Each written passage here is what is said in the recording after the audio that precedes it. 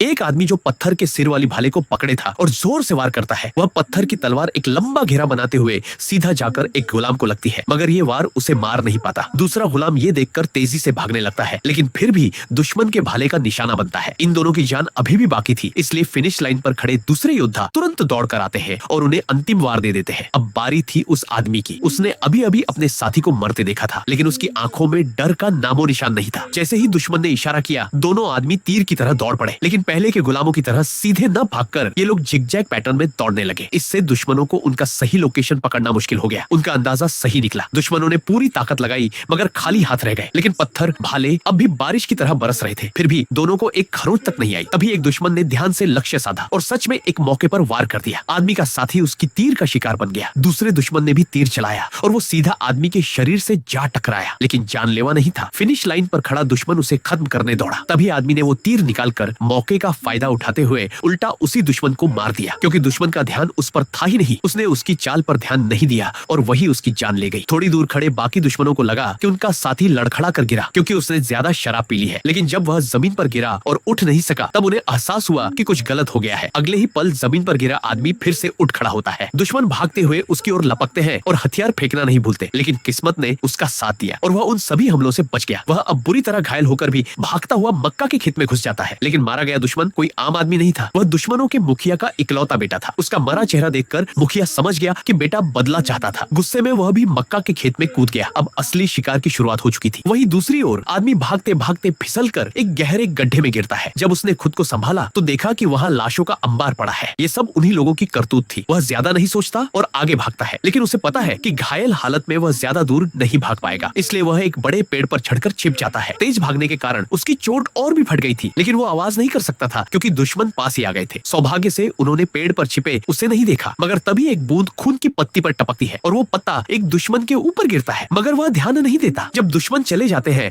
आदमी थोड़ा राहत की सांस लेना चाहता है। तभी एक छोटा काला तेंदुआ सामने आ जाता है। वो गुर्राता है जैसे आदमी को चेतावनी दे रहा हो। तभी उसकी माँ की तेज गर्जना सुनाई देती है। उसने आदमी को शिकारी समझ लिया है। उसी वक्त दूसरी ओर दुश्मन भी आदमी को न पाकर लौटने का फैसला करते हैं। तभी एक दुश्मन को अपने साथी की कमीज पर खून दिखाई देता है और वे दोबारा खोज शुरू कर देते हैं। आदमी और तेंदुआ अब दौड़ने की दौड़ में है, जिससे तेज आवाज होती है। यह आवाज दुश्मनों का ध्यान खींचती है। वे उसे देख लेते हैं और पीछा शुरू करते हैं, मगर उन्हें पता नहीं कि उसके पीछे एक तेंदुआ भी है। सबसे आगे भागने वाला दुश्मन जब आदमी के पास आता है तो तेंदुआ उस पर झपट पड़ता है और वह मारा जाता है। बाकी दुश्मन उसे बचाने दौड़ते हैं। वे तेंदुए को भाले से मार तो देते हैं, लेकिन बहुत देर हो चुकी थी। अपने साथी की दर्दनाक मौत देखकर वे घबरा जाते हैं, क्योंकि उनके विश्वास में तेंदुआ ईश्वर का बेटा होता है। अब वे इसे अपशकुन मानते